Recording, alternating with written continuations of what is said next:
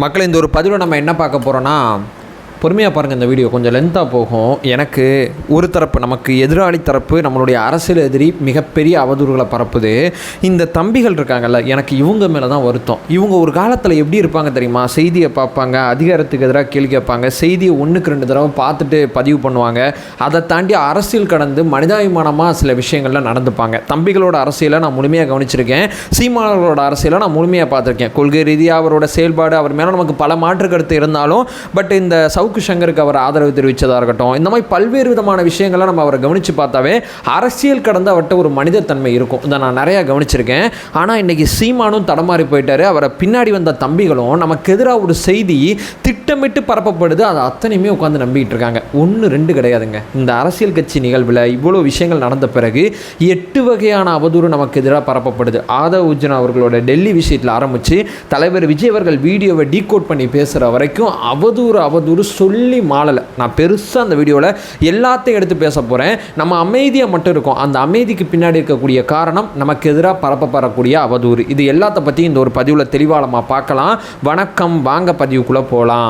முதல் விஷயம் மக்களே, நம்மளோட ஆஃபீஸில் ஆயுத பூஜை பண்ணியிருக்காங்க அப்படின்னு சொல்லி ஒரு புகைப்படத்தை பரப்புகிறாங்க. அந்த புகைப்படம் ஆயுத பூஜை போடப்பட்ட ஒரு புகைப்படம் இருக்குது. அதில் வண்டியோட கலர் வித்தியாசமாக இருக்கும். 2வது, வண்டி பக்கத்தில் நிற்கிறவங்க யாருமே கட்சிக்காரங்க கிடையாது. ஒரு கார்ட்டூன் போடுவாங்கல்ல, அந்த மாதிரி சில நபரை போட்டு கட்சி ஆஃபீஸில் இவங்க வந்து ஆயுத பூஜை கொண்டாடல மனநிலையில் இருக்காங்க அப்படிங்கிற ஒரு செய்தியை கசிய விடுறாங்க பேனா நிறுவனம். அந்த செய்தி வந்தோன்னே அந்த தம்பிகள் உடன், நான் கசிய விடுறவன் பரப்ப தான் செய்வான், நான் அவங்கள எதுவுமே சொல்ல மாட்டேன். ஏன்னா அவன் வேலையே தான் அவதூறு பரப்புறது தான் அவங்களோட முழு நேர வேலை. அவங்கள நம்ம வந்து எவ்வளவோ வீடியோக்களை பேசிட்டோம். தம்பிகள் இதை நம்புகிறாங்க. உடனடியாக இதுக்கு ரியாக்ட் பண்ணி இந்த மாதிரி ஆயுத பூஜை பண்ணுறீங்களே, வெக்கமா இல்லையா, அது இல்லையா, இது இல்லையான்னு கேட்குறாங்க. கட்சியோட நிர்வாகிகள் அந்த நிகழ்வில் எதுவும் கலந்துக்கிட்டாங்களா, இது சம்மந்தப்பட்ட புகைப்படம் வந்துச்சு, காணொலி வந்துச்சா, இதை பற்றி எந்த விதமான ஃபேக்ட் செக் எதுவுமே பண்ணாமல் கட்சி ஆஃபீஸில் ஆயுத பூஜை அப்படிங்கிற ஒன்று பெருசாக நம்பிக்கிட்டு, என்னங்க இவ்வளோ மோசமாக இருக்காங்க இந்த பசங்க, தலைவர் விஜய் அவர்கள் ஏன் இப்படி நடந்துக்கிறார் அப்படின்னு சொல்லி ஏராளமான விஷயத்தை போட்டு வசவு சொற்களை பயன்படுத்துகிறாங்க. அப்படி ஒன்று நம்ம கட்சி ஆஃபீஸில் நடக்கவே இல்லை. நம்ம நிர்வாகிகள் யாருமே அதில் பங்கேற்கலை. காணொலி கேளுங்க, காணொலி வெளியிட மாட்டாங்க. நிர்வாகிகள் யாராவது இருந்தாங்களான்னு கேளுங்க, நிர்வாகிகளோட புகைப்படத்தை வெளியிட மாட்டாங்க. ஸோ ஒரு ஏஐயில் கிரியேட் பண்ண ஒரு பிக்சரை சுத்த விட்டுக்கிட்டு இருக்காங்க. இது முதல் அவதூறு. 2வது மிக முக்கியமான விஷயம் பார்த்தீங்கன்னா, கட்சி நிர்வாகி ஒருத்தர் தாவேக்க வைத்து பேசிட்டார் அப்படின்னு சொல்லி வழக்கமாக நமக்கு எதிராக ஒரு அவதூறு செய்தி பரப்புவாங்க. அந்த நியூஸ் தமிழ் 24/7 அதில் ஒரு நிர்வாகி ஒருத்தர் பேசுவார், கொஞ்சமாவது அறம் இல்லையா, ஆயுத பூஜை பண்ணுறீங்களே, வெக்கமா இல்லையா அப்படின்னு சொல்லி. அந்த நிர்வாகி அப்படின்னு அவங்க மார்க்கெட்டிங் பண்ணுறாங்க பேனா நிறுவனம். உடனடியாக அந்த தம்பிகள் நம்பிட்டாங்க. யார் நிர்வாகி, எந்த இடத்துல, எந்த ஒரு போஸ்டிங்கில், என்ன பதவியில் இருக்கார், எதை பற்றியும் அவங்க பார்க்க மாட்டாங்க. அவர் சம்மந்தப்பட்ட வேறு சில புகைப்படங்கள் போடுறேன், எங்கெங்கெல்லாம் அட்டென்ஷன் கிடைக்குமோ அங்கெங்கெல்லாம் ஒரு வீடியோ போடுவார். ஸோ இதையும் பார்க்கல. நிர்வாகி கத்துறாரு, பேசுகிறார். முதல்ல வந்த செய்தியே அவதூறு. அதுக்கு ஒரு நிர்வாகி ரியாக்ட் பண்ணுறாருன்னா சத்தியமாக எங்கள் நிர்வாகி ரியாக்ட் பண்ண மாட்டார், வேற ஒருத்தர் ரியாக்ட் பண்ணுவார். ரியாக்ட் பண்ணுற ஒருத்தர் கட்சிக்காரரே கிடையாது. மேபி ஒரு ஆதரவாளராக இருக்கலாம், ஒரு எமோஷனலாக பேசிடலாம். நிர்வாகின்னு மார்க்கெட்டிங் பண்ணுறாங்க. நிர்வாகியே விஜயை கேள்வி கேட்குறாரு, விஜய்க்கு துப்பு இல்லையா, மானம் இல்லையா, தைரியம் இல்லையா, கேவலமான ஒரு பிறவி விஜய்ன்னு சொல்லி இவங்க அந்த நிர்வாகிங்கிற போர்வையில் இருக்கிற ஒருத்தரை பரப்பிட்டு இருக்காரு. அவர் யாருங்கிறத நான் சைடில் ஃபோட்டோ போடுறேன், கவனித்து பார்த்து தெரிஞ்சுங்க. 3வது மிக முக்கியமான விஷயம், செந்தில் பாலாஜி அவரோட ப்ரெஸ் மீட்டில் பார்த்தீங்கன்னா ஒரு பிக்சர் ஒன்று வச்சிருப்பாரு. நம்ம லைலா மணி அவர்கள் கூட அந்த பிக்சரை போட்டு கண்டிச்சிருப்பாரு. அந்த பிக்சர் மூலமாக அவர் என்ன சொல்ல வந்தார் தெரியுமா? அந்த பிக்சரை தம்பிகள் அத்தனை பேரும் பரப்பிக்கிட்டு இருக்கீங்களே, ஒரு விஷயம் உங்களுக்கு புரியுதா? அந்த பிக்சர் மூலமாக தலைவர் விஜய் அவர்கள்னா மக்கள் மனசில் ஒரு சின்ன ஸ்மைல் இருக்குங்க. அந்த மனுஷனை பார்க்கும்போது அந்த முகம் சாத்தானின் முகமாக மாறணும், இந்த நபர் வெளியே வந்தார்னா பல்வேறு விதமான உயிர் பலி இருக்குன்னு சொல்லி வரையப்பட்ட ஒரு புகைப்படத்தை செய்தியாளர் சந்திப்பில் செந்தில் பாலாஜி அவர்கள் பயன்படுத்துகிறார். இந்த புகைப்படத்தை தம்பிகள் உட்காந்து பயன்படுத்திக்கிட்டு இருக்காங்க. இந்த துயர நிகழ்வுக்கு எங்கள் கட்சி வந்து வருத்தப்படுறதுனா வருத்தப்படுது. இந்த துயர நிகழ்வு மூலமாக எங்கள் தலைவரை சாத்தானுக்கு ஈக்குவலாக இவங்க கிரியேட் பண்ணுற பிக்சர் அத்தனையுமே கவனித்து பார்த்தீங்கன்னா, விஜய்னா ஒரு பயம் வரணும், அந்த வண்டியை பார்த்தாவே ஐயோ இந்த வண்டி ஒரு கோரமான வண்டி அப்படின்னு சொல்லி ஒரு பயம் வரணும் அப்படிங்கிற ஒரு இமேஜை கிரியேட் பண்ணுறாங்க. தம்பிகள் இந்த பிக்சர் அத்தனையுமே உட்காந்து பரப்பிக்கிட்டு இருக்காங்க. சுத்தமாக மனிதாபிமான விஷயம் எதுவுமே கிடையாமல் ஒரு நிகழ்வு நடந்த பிறகு எப்படிலாம் எங்களை குத்தணுமோ எப்படிலாம் குத்துறாங்க. குத்துறத எனக்கு குத்துறவனை பற்றி கவலையே கிடையாது, அவனோட வேலை. அதை உட்காந்து நீங்கள் பரப்புறீங்களா, அதுதான் எனக்கு ரொம்ப ரொம்ப வருத்தமாக இருக்குது அப்படிங்கிறது என்னுடைய 3வது விஷயமா இருக்குது. 4வது, ஆதவ் அர்ஜுனா அவர்கள் டெல்லி போகிறார். காரணம் என்ன ஏது எதுவும் தெரியாது. டெல்லி போய் அமித்ஷாவோட கூட்டணி வச்சிட்டாரு, சங்கி விஜய் ஆரம்பிச்சிட்டாங்க. அதில் அதிமுக கூட்டத்தில் 2 பேர் கட்சி கொடியோட போய் நின்ட்டானா, கட்சி கொடி அங்கே பயன்படுத்தப்பட்டாவே தாவேக்காவோட கொடியை பயன்படுத்தினா அது தாவேக்கா நிர்வாகி அதிமுக பாஜக கூட்டணிக்கு போகிறதா விருப்பப்படுறாங்க அப்படிங்கிற ஒரு போர்வேல சில வேலைகள் நடக்குது பேனா நிறுவனம் மூலமாக. சம்மந்தப்பட்ட அதிமுக பாஜக கூட்டணியை ஆசைப்படுதுன்னு கூட வச்சுக்கலாம். இந்த சமயத்தில் எங்களோட ஒப்புதல் இல்லாமல் இந்த செய்தியை பெருசாக பரப்ப விடுறாங்க. ஆதவ் அர்ஜுனா அவர்கள் கட்சியோட நிர்வாகியை தாண்டி அவர் ஒரு வாலிபால் சம்மந்தப்பட்ட விஷயத்தில் அவர் பெரிய பொறுப்பில் இருக்கார். அது சம்மந்தப்பட்ட விஷயத்துக்கு அவர் டெல்லி போடார். ரெண்டாவது ஓய்பிரிவு பாதுகாப்பு சம்மந்தப்பட்ட விஷயம் தலைவர் விஜய் அவர்களுக்கு இருக்கும்போது இது சம்மந்தப்பட்ட இடத்துல எதுவும் ஓய்பிரிவு பாதுகாப்பில் எதுவும் மீறப்பட்டிருக்கா, ஏன்னா ஆல்ரெடி ஒரு பையன் வீட்டுக்குள்ளே ஏறி கூச்சு போயிட்டான். இது சம்மந்தப்பட்ட விளக்கத்தை உள்துறைக்கு ஒருத்தர் விளக்கணும்ல. ஸோ பாதுகாப்பு அதிகாரிகள் 2 பேரும் அதில் இருப்பாங்க. ஆதவ் அர்ஜுனா அவர்கள் தனிப்பட்ட பயணத்துக்காண்டி போகிறாங்க. இது எல்லாத்தையும் முடிச்சு போட்டு கூட்டணிக்கு போகிறார் விஜய்னு சொல்லி இந்த துயர நிகழ்வை கூட்டணியோட முடிச்சு போட்டு பேசிகிட்டு இருக்காரு. நீங்கள் முதலமைச்சர் பேசுகிறாரு, ஆனால் இந்த நிகழ்வு மூலமாக நாங்கள் கூட்டணிக்கு போயிடுவோம், சரணடைஞ்சிருவோம், பாஜக அப்படிங்கிற அந்த மனிதத்தன்மையற்ற கட்சிங்கிறதுலாம் சீமான் அவர்கள் நிறையா பேசியிருப்பார். அந்த கட்சியோட விஜய் சேர்ந்து பயணிக்கிறாருங்கிற மாதிரிலாம் தம்பிகள் எழுதும்போது உள்ளபடியே எனக்கு ரொம்ப ரொம்ப கஷ்டமாக இருக்குது. என்னங்க இவ்வளோ கேவலமாக போயிட்டாங்க, அரசியல் பண்ணாத சீமான் இங்கெல்லாம் அரசியல் பண்ண ஆரம்பிச்சிட்டாரு, அப்படி என்ன உங்களுக்கு விஜய் எதிர்ப்பு, அப்படி என்ன தப்பு பண்ணிட்டார் விஜய் அப்படிங்கிற ஏராளமான கேள்வி நம்ம முன்னாடி இருக்குது. தடம் மாறி போகிறீங்க இல்லையா, வரி மாறி போகிறீங்க. அரசு தரப்பை எடுத்து ஒரு கேள்வி கூட இந்த இடத்துல கேட்கல. இங்கே தாவேக்காவோட கூட்டணி லெவலுக்கு நீங்கள் வந்து விமர்சனம் பண்ணிட்டு இருக்கீங்க அப்படிங்கிறது இங்கே கவனிக்கக்கூடிய மிக முக்கியமான விஷயமா இருக்குது. அடுத்து மிக முக்கியமானது, ஒரு நிறுவனத்துலேருந்து ஃபோனில் பேசுகிறாங்க. ஒரு நிறுவனத்தோட ஃபோட்டோ போட்டு இந்த மாதிரி தாவேக்காக்கு ஆதரவாக நீங்கள் வீடியோ போட்டிங்கன்னா உங்களுக்கு காசு தரேன், உங்களுக்கு 10,000 தரேன், 20,000 தரேன் அப்படின்னு சொல்லி ஒரு ஃபோன் கால் ஒன்று ரிலீஸ் ஆகுது. இந்த ஃபோன் காலை பார்த்தோன்னா தாவேக்காக்கு ஆதரவாக பேசுகிறவங்க அந்த சப்ஜெக்டில் வந்து வீடியோ போடுறவங்க அத்தனை பேரும் பணம் கொடுக்குறாங்க அப்படிங்கிற மாதிரி சொல்கிறாங்க. இந்த சேனல்லே ஒரு 300 வீடியோ தாவேக்காக்கு ஆதரவாக இருக்குது. கட்சியிலேருந்து நான் காசு வாங்கிட்டேன்னு நினைப்பீங்களா? கட்சியிலேருந்து நம்ம பெற்றது என்ன தெரியுமா?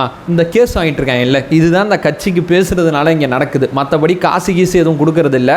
அதை வந்து நீங்கள் ஒரு லோகோ வச்சு பரப்புறாங்களோ ஒரு நிறுவனம், அந்த நிறுவனமே அஃபிஷியலாக மறுத்துருக்கு. இதை பற்றிலாம் யார் எவனோ ஒருத்தன் என்னையாவது நம்பினா எதையாவது பேசுனா காசு வாங்கிட்டு பேசுனாங்க போல இவங்களாம். ஏன் உங்களுக்கு கொள்கை கோட்பாடு இருக்கிற மாதிரி உங்கள் தலைவரை நீங்கள் பாதுகாக்கிற மாதிரி எங்கள் தலைவரை நாங்கள் பாதுகாக்கக்கூடாதா? ஏன் இந்த சப்ஜெக்டில் எங்கள் தலைவருக்கு ஆதரவாக நாங்கள் நின்று பேசிகிட்டு இருக்கோன்னா 2 பேர் இந்த இஷ்யூவில் ரொம்ப மனம் ரொம்ப கஷ்டப்படுவாங்க. 2 பேர். ஒன்று, இந்த நிகழ்வில் 41 பேர் இறந்து போனாங்களா, அவங்கள கூட்டு போயிருப்பாங்கல்ல, அவங்க அத்தனை பேரும் நிம்மதியாக இருக்க மாட்டாங்க. அந்த குடும்பம் அத்தனை இப்போ நிம்மதியாக இருக்காது. ஏன்னா அவங்களுக்கு அந்த ட்ராமா போய்கிட்டே இருக்கும்.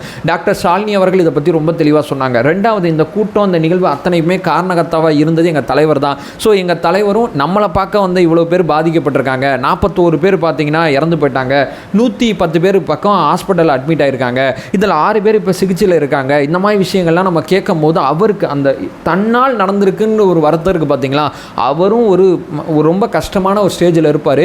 மனுஷனாக முதல்ல பார்த்தீங்கன்னா இதெல்லாம் புரியும். ஒரு கட்சி, ஒரு தலைவர், அஜெண்டா, இவன் தாண்டா சமயம் போட்டு அடிப்போண்டா அந்த கட்சி நினைக்கிறவனுக்கு இந்த இஷ்யூ எதுவுமே புரியாதுன்னு நான் சொல்ல வரேன். அதனால தான் எங்கள் தலைவருக்கு இந்த இடத்துல நாங்கள் பக்கபலமாகவும் துணையாக நிற்கிறோம். ரெண்டாவது, அத்தனை தவறுமே எங்களால் நிகழ்த்தப்பட்டதுன்னு சொல்லும் போது இது எங்கள் தவறு மட்டும் கிடையாது, வேறு தரப்பு இதில் இருக்குன்னு சொல்லி தான் நாங்கள் ஆதாரங்களை சப்மிட் பண்ணோம். நாங்கள் தப்பு பண்ணல, நாங்கள் எந்த இடத்துலையுமே சொல்லலை. எங்கள் சைட்லையும் திருத்திக்க வேண்டிய சில விஷயங்கள் இருக்குது, அதில் மாற்றுக்கிறதே கிடையாது.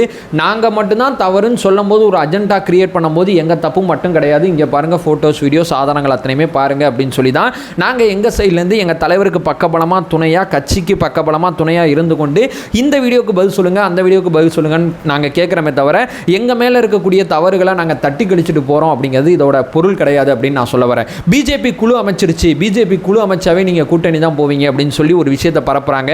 நாடாளுமன்ற எம்பிக்கள் குழு அமைக்கப்பட்டிருக்கு. ஏன்னா இந்தியாவில் ஒரு கட்சியோட மீட்டிங்கில் இவ்வளோ பேர் இறந்து போன ஒரு நிகழ்வு கிடையவே கிடையாது, இவ்வளோ பேர் பாதிக்கப்பட்ட ஒரு நிகழ்வு கிடையவே கிடையாது. ஸோ நாடாளுமன்ற எம்பிக்கள் குழு வந்துட்டு பார்த்துட்டு போயிருக்காங்க. ஏன்னா ஒரு மதம் சம்மந்தப்பட்ட இடத்துல ஒரு நிகழ்வு நடக்குதுன்னா அதில் கொஞ்சம் பேர் பாதிக்கப்படுறாங்க. இதில் லட்சக்கணக்கான பேர் கும்பமேளா கூடினதே லட்சக்கணக்கான பேர். அதோட தாட் ப்ராசஸ் வேறு. இந்த நிகழ்வில் மேபி ஒரு சதி சம்பவம் இருந்திருக்குமோ அப்படின்னு சொல்லி நாடாளுமன்ற குழு நினச்சி அவங்க குழு அமைச்சு வந்து பார்த்துட்டு போயிருக்காங்களே தவிர அந்த குழுவுக்கும் எங்களுக்கும் எந்த விதமான சம்மந்தமும் இல்லை. ஏன்னா ராகுல் காந்தி தரப்பும் வந்து பார்த்துட்டு போயிருக்காங்க, நிர்மலா சீதாராமன் அவர்களும் பார்த்துட்டு போயிருக்காங்க, கட்சிகள் கடந்து அத்தனை பேரும் பார்த்துட்டு போயிருக்காங்க. அப்போ அத்தனை பேரோட நாங்கள் டைப்பில் இருக்கோம்னு நினச்சிக்கலாமா, பேசலாமாலாம் எனக்கு சத்தியமாக தெரியல. அடுத்து மிக முக்கியமானது, மாணவர் சங்கம் அப்படிங்கிற போர்வையில் ஒரு செய்தி ஒன்று பரவுனுச்சு. அந்த மாணவர் சங்கமே விளக்கம் கொடுத்துச்சு. எப்போ அந்த நோட்டீஸுக்கு எங்களுக்கு எந்த விதமான சம்மந்தம் இல்லை, ஊர் முழுக்க நோட்டீஸ் ஒட்டும் போது விஜய்க்கு எதிரான அலை தமிழ்நாட்டில் திரும்பிடுச்சுன்னு சொல்லி ஒரு அஜெண்டா. அந்த மாணவர் சங்கமாக அந்த சங்கத்தை இது வரைக்கும் நீங்கள் பார்த்துருக்கவே மாட்டீங்க. அந்த சங்கம் என்ன செயல்பட்டுருக்கு, என்ன பண்ணியிருக்கு, எதுவுமே உங்களுக்கு தெரியாது. இந்த மாதிரி போஸ்டர்லாம் அந்த மாதிரி ஏதோ ஒரு பேருக்காண்டி தான் உட்காந்து ஒட்டுவாங்க. அந்த சங்கமே எங்கள் அனுமதி இல்லாமல் அந்த போஸ்டர் ஒட்டப்படுது அப்படிங்கிற ஒரு செய்தி போகுது. அதுக்குள்ளே அந்த நோட்டீஸை நம்பி தமிழ்நாடு முழுக்க விஜய்க்கு எதிர்ப்பு கிளம்பிருச்சு, அது கிளம்பிருச்சு, இது கிளம்பிருச்சுன்னு சொல்லி தம்பிகள் நம்புறீங்க. நான் மறுபடியும் இந்த வீடியோவில் ஹைலைட் பண்ணுறது தம்பிகள் நம்புறது தான். ஏன்னா இவங்க நம்ப மாட்டாங்க, இவங்க இப்படி கிடையாது, இவங்க திசை மாதிரி போயிட்டாங்க. அதுதான் எனக்கு வருத்தமாக இருக்குது அப்படிங்கிறத நான் இங்கே பதிவு செய்கிறேன். தாவேகா நிர்வாகிகள் தலைமறைவு அப்படிங்கிற ஒரு செய்தி வருது. இந்த செய்தியை பார்த்தோன்னே நிறையா தம்பிகள் வந்து என்ன வந்து நிற்கணும்ல களத்தில், பேசணும்ல களத்தில் அப்படின்னு சொல்லி அந்த செய்தியை பெருசாக பரப்புகிறாங்க. தலைமறைவு அப்படிங்கிறதுக்கு காரணம் என்ன தெரியுமா? இங்கே தாவேகா ப்ளஸ் அரசு 2 பேரும் சேர்ந்து தான் அந்த நிகழ்ச்சி ஏற்பாடு பண்ணாங்க. தலைவரோட சுற்றுப்பயணம் நிகழ்ந்தது. அதில் சில நடக்கக்கூடாத சம்பவங்கள் நடந்தது. இதில் தாவேக்காவை மட்டும் ஃபோக்கஸ் பண்ணி இவங்க நான் பெயிலபிள் செக்ஷனில் வழக்கு பதிவு செஞ்சுருக்காங்க. அப்போ தாவேக்கா அந்த ஊரோட எஸ்பி அந்த லொக்கேஷனில் இல்லை அப்படிங்கிற மாதிரிலாம் செய்தி பரவுது. ஸோ இந்த மாதிரி ஒரு நிகழ்வு நடக்கும்போது அரசு தரப்பில் அதாவது இந்த கட்சி மட்டும்தான் தப்பு பண்ணியிருக்கு, அரசு தரப்பில் எந்த தப்புமே கிடையாது அப்படின்னு சொல்லி அரசு தரப்பில் எந்த நடவடிக்கையும் எடுக்கப்படல. ஆனால் இந்த தரப்பில் நிகழ்ச்சி ஏற்பாடுக்கு வந்து பெட்டிஷன் கொடுத்தவங்க மேலே நான் பெயிலபிள் செக்ஷனில் கொலை முயற்சி அப்படிங்கிற அந்த விஷயத்தில் வழக்கு பதிவு செஞ்சுருக்காங்க. இவங்க முன்ஜாமீன் கேட்டு கோர்ட்டுக்கு போயிருக்காங்க. கோர்ட்டுக்கு போகிறதுக்குள்ளே இவங்களை எப்படியாவது அரெஸ்ட் பண்ணி உள்ளே வச்சிடணும் அப்படின்னு சொல்லி ஒரு பக்கம் மட்டும் கவர்மெண்ட் மிக வேகமாக ஆக்ஷன் எடுக்கும்போது இவங்க தங்களை பாதுகாத்துக்க வேண்டிய அவசியம் இருக்குது, தேவை இருக்குது. காரணம், இங்கே நடக்கிறது ஒருதலை பட்சமான நடவடிக்கை. இந்த நடவடிக்கையை கண்டிக்க யாருக்கும் துப்பு கிடையாது. என்னப்பா 2 பக்கமும் ஆக்ஷன் எடு, கட்சியில் நீங்கள் மாற்ற வேண்டிய விஷயங்களை செய்யுங்க, கட்சியில் ஒழுங்கு நடவடிக்கை என்ன எடுக்கணுமோ எடுங்க. எந்த நிர்வாகி இங்கே தப்பு பண்ணியிருக்காங்க, ஏன் இந்த ஏற்பாடுகள் இப்படிப்பட்டதா, இதுக்குள்ளே நீ வேலைப்பாடு. நீ அரசு தரப்புல இந்த நிகழ்ச்சியை முறையாக ஏற்பாடு பண்ணி கொடுக்கல, யார் என்னென்ன தப்பு பண்ணியிருக்காங்க, அரசு தரப்பில் எந்த தப்பும் இல்லை அப்படின்னு சொல்லி அமைச்சர் ஒரு பக்கம், முன்னாள் அமைச்சர் செந்தில் பாலாஜி ஒரு பக்கம் செய்தியாளர் சந்திப்பு சந்திக்கிறாரு. அதுக்கு முன்னாடி அதிகாரிகள் செய்தியாளர் சந்திப்பை சந்திக்கிறாங்க. அதாவது விசாரணை ஆணையம் ஒரு பக்கம் அமைக்கப்பட்டு விசாரணை நடந்துகிட்டு இருக்கு. போலீஸ் ஒரு பக்கம் ஆதாரங்கள் தரவுகள் அத்தனையுமே தேடிக்கிட்டு இருக்காங்க. அதுக்குள்ள அரசு தரப்பும் முன்முடிவு எடுக்குது. இதை பற்றி கண்டிக்க திருமானனுக்கு துப்பு கிடையாது, இதை பற்றி பேசுறதுக்கு சீமானனுக்கு துப்பு கிடையாது. 2 பேரும் தாவேக்காவை மட்டும் குறை சொல்றீங்க. நான் மறுபடியும் சொல்றேன், எங்க தரப்புல தவறு இல்லைன்னு நான் சொல்ல மாட்டேன். எங்க தரப்புல மட்டும்தான் தவறு இருக்குன்னு சொல்லும் போது இல்லைங்க, எங்க தரப்பு தவறை தாண்டி அங்கேயும் நிறைய மிஸ்டேக் இருக்கு, அங்கேயும் நிறைய விஷயங்கள் இருக்கு, அதையும் கேளுங்க. ஆளுங்கட்சி கேட்காது, நீங்க கேளுங்க. கூட்டணியில் இருக்குங்கிறதுக்காண்டி அமைதியா இருக்காதீங்க. அரசு தரப்பு சம்பந்தப்பட்ட இத்தனை ஆதாரங்கள், இத்தனை தரவுகள் வந்துகிட்டு இருக்கு. ஒரு பக்கம் எடப்பாடி பழனிசாமி கேள்வி கேட்கிறாரு, நீங்க ஏன் ஒரு கேள்வி கூட கேட்க மாட்டீங்கன்னு சீமானனை நோக்கி நம்ம இந்த கேள்வி கேட்டா நாங்கள் எப்படி கேட்போம்? 2ஆம் கட்ட தலைவரை 2 நாள் பேச விட்டு 3ஆவது நாள் நான் பேசுவேன், எனக்கு தெரியாத அரசியலான்னு சீமானனே பேசிக்கிட்டு இருக்காரு. ரொம்ப வருத்தமாக இருக்குங்க அவரோட செயல்பாடுலாம். அதாவது இந்த 2 பேரும் உட்காந்து பேசிகிட்டு இருக்காங்களா, அரசு தரப்புக்கு எதிராக ஒரு ட்வீட் அவங்களால போட முடியல. அரசு தரப்பு ஒரு தப்பு பண்ணலங்கிறத அவங்க பெருசாக நம்புகிறாங்க. மொத்த தவறும் 100% தவறும் தாவேக்காவை நோக்கி தான் இருக்குங்கிறத நம்புறவங்கள்ட்ட நம்ம போய் என்ன விவாதிக்க முடியும்? நான் ரொம்ப நியாயமாக கேட்குறேன், என் பக்கமும் மாற்றிக்க வேண்டியது இருக்குது, அரசு பக்கமும் மாற்றிக்க வேண்டியது இருக்குது. அதையே யாருமே பேச மாட்டீங்க அப்படிங்கிறது தான் எங்களோட வருத்தம், வேதனை. அதற்காண்டி தான் நாங்கள் அத்தனையுமே பேசிகிட்டு இருக்கோம். நான் முன்னாடி சொன்னபடி சைக்காலஜியாக இங்கே 2 பேர் பாதிக்கப்பட்டிருப்பாங்க. ஒன்று நம்மளை பார்க்க வந்தவங்க இறந்து போயிட்டாங்க அப்படின்னு சொல்லி நம்ம தலைவரும், இன்னொன்று கூட்டு வந்திருப்பாங்கல்ல இந்த நிகழ்வுக்கு, அவங்களும் 2 பேருமே சைக்காலஜியாக பாதிக்கப்பட்டிருப்பாங்க. இது மனிதத்தன்மையோடு நடந்துக்கக்கூடிய நிகழ்வுங்கிறதை நாங்கள் நினைவுபடுத்துகிறோம். யாரும் எதையும் காதில் போட்டுக்கிற மாதிரி தெரில அப்படிங்கிறது என்னுடைய மிக முக்கியமான பாயிண்டாக இருக்குது. அடுத்து விஜய் வந்து மன்னிப்பு கேட்டிருக்கணுங்க. சீமானனே ப்ரெஸ் மீட்லாம் பேசி காமிக்கிறார், இப்படி தாங்க பேசணும், என்ன விஜய் இப்படி பேசுகிறாரு, வா சிஎம் பார்த்துக்கலாங்கிறாரு. சிஎம் சீட்டுக்கு மரியாதைலாம் பேசுகிறாருன்னே. நீ பேசாத சிஎம் சீட்டுக்கு எதிராக உன்னோட வண்டவாளம் தண்டவாளம்லாம் எதுவும் தெரியாமல் 5 வருஷமாக நீ இந்த அரசியல் களத்தில் என்னென்ன பேசியிருக்க, மேடையில் பேசும்போது பைத்தியக்காரனே பேசுகிறதுலாம் நாங்கள் எதுவும் பார்க்காம இருக்கோமோனே. என்ன இதுதான் மரியாதை இல்லாமல் பேசிட்டாங்க. ரொம்ப தெளிவாக சொல்கிறாரு. அவர் எப்படிங்க மன்னிப்பு கேட்பார்? அவர் தான் சொல்கிறாரு இந்த நிகழ்வு சதி செயல் மூலமாக நடந்திருக்குங்கிறத நான் ஃபீல் பண்ணுறேன். மக்கள் அத்தனை பேரும் வெளியே வந்து உண்மையை சொல்லிக்கிட்டு இருக்காங்க. நான் இங்கே அரசியல் பண்ண விரும்பலை, நான் இங்கே நீதியை உறுதி செய்யணும்னு நினைக்கிறேன். ஏன்னா இங்கே நடக்கிற இப்போ நான் பேசின இத்தனையும் அவதூறு செய்தான். என் பார்ட்டிலேருந்து அஃபிஷியலாக இருக்கிறாங்க யாருமே அதை பற்றி ஏன் பேசுகிறேன்னா, இங்கே அரசியல் நடக்குது, அதை பற்றி நம்ம பேசி நேரம் வேஸ்ட் பண்ண வேணாம். இங்கே நம்ம நீதியை உறுதி செய்யணும், பாதிக்கப்பட்ட மக்களை நோக்கி நம்ம போகணும், அவங்களுக்கு நம்மளால் முடிஞ்ச ஆதகங்கள் இழப்பீடுகள் அத்தனையுமே கொடுத்து அவங்களை எப்படியாவது மீட்டு கொண்டு வரணும், தேத்தி கொண்டு வரணும். நம்மளால் நம்ம இந்த நிகழ்வு நடக்கிறதுக்கு ஒரு வகையான காரணகர்த்தாவாக ஆகிட்டோம். இதில் நம்ம ரெஸ்பான்சிபிலிட்டி எடுத்துக்கணும். உட்காந்து இந்த 10 அரசியல் கட்சி பண்ணுற இந்த அரசியல், இந்த கூட்டணி முடிச்சுகள், இந்த வேலையை நம்ம பார்க்கக்கூடாது. நம்ம அமைதியாக இருந்து நீதியை உறுதி செய்கிற வேலையை பார்க்கணும்னு சொல்லி அவர் பேசுகிறாரு. சிஎம் அவர்கள் ரொம்ப நேரடியாக சொல்றாரு, ஏங்க உங்களுக்கு எதுவும் பிரச்சனையா இருந்தா என்கிட்ட நேரா வாங்கன்னு சொல்லி ஒரு தலைவராக அவர் பொறுப்பேற்றுக்கிறாரு. இது எதுவுமே உங்க கண்ணுக்கு தெரியாம அவர் நீதிமன்றத்தை அணுகி சதி செயலை முறியடிக்கணும்னு சொல்லி நீதிமன்றம் மூலமா ஒரு வழக்கு போட்டுக்கிட்டு இருக்கும்போது வீடியோ உட்காந்து எப்படிங்க மன்னிப்பு கேட்பாரு? எனக்கு புரியல. மற்ற ஏரியாலாம் அந்த நிகழ்வு நடக்கல, ரொம்ப கரெக்டாக போனேன், ரொம்ப கரெக்டாக வந்தேன். ஆனால் இந்த ஏரியாவில் மட்டும் நடக்கக்கூடாத பல விஷயங்கள் காணொலிகள் மூலமாக வெளியே வந்துகிட்டு இருக்கு. அப்போது அவர் எப்படி பொறுப்பேற்றுப்பாரு? எனக்கு இது புரியவே இல்லை. 2 பேர் சேர்ந்து ஒரு நிகழ்ச்சி ஏற்பாடு பண்ணும்போது ஒருத்தர் மட்டும் எப்படி பொறுப்பேற்றுக்கணும்? அரசு தரப்பு பொறுப்பு எடுத்துக்குதா? இதுவுமே எங்கள் பக்கம் எல்லாம் பக்காவாக இருக்குன்னு சொல்லி அரசு தரப்பு ரொம்ப தெளிவாக ஒரு வேலை பார்க்கும்போது எங்கள் தரப்பு மட்டும் இதில் ஏதோ சம்திங் மிஸ்டேக் இருக்குன்னு சொல்லி ப்ரெஸ் மீட் உட்காந்து கொடுத்துக்கிட்டு இருக்கல. நீதிமன்றத்தில் ஆதாரங்களோட வழக்கு பதிவு செஞ்சு அந்த வழக்கு அடிப்படையில் விசாரணைக்கு இன்னைக்கு வர வேண்டியது. ஆனால் அந்த வழக்கு இன்னைக்கு விசாரணைக்கு வர்ற கூடிய சீக்கிரம் அந்த வழக்கு விசாரணைக்கு வரும்போது எங்கள் தரப்பில் எவிடன்ஸோட நீதிமன்றம் போயிருக்கோம். இங்கே நான் ரொம்ப தெளிவாக சொல்கிறேன், நீதிமன்றம் பார்த்துட்டு ஒரு முடிவு எடுக்கட்டும் அப்படிங்கிறதுக்காண்டி நாங்கள் அமைதியாக இருக்கோம். அதுக்குள்ளே நீங்கள் பண்ணுற அந்த உலாலா அரசியல் நாங்கள் பண்ணணும்னு நினச்சிங்கன்னா நாங்கள் அதை பண்ண மாட்டோம். நாங்கள் நீதியை உறுதி செய்யணும்னு நினைக்கிறோம்.